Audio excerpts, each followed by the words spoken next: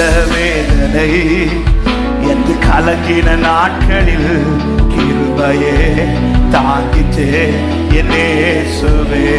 நடத்தி வந்ததை பாருங்கள். எத்தனை நாள் இப்படி புலம்பினது உண்டு, எப்படி கடந்து வந்தோம்.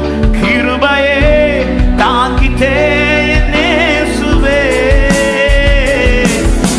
கண்ணீரால் படுக்கையை நான் அணைத்த வேளையில் அணைத்தது பிரசனமே. இதை அனுபவித்தவர்கள் சொல்லுங்க, நன்றி நன்றி செலுத்துவே, நன்றி செலுத்துவே. இது உம்மா. எத்தனை அழுகை பள்ளத்தாக்கை கடந்த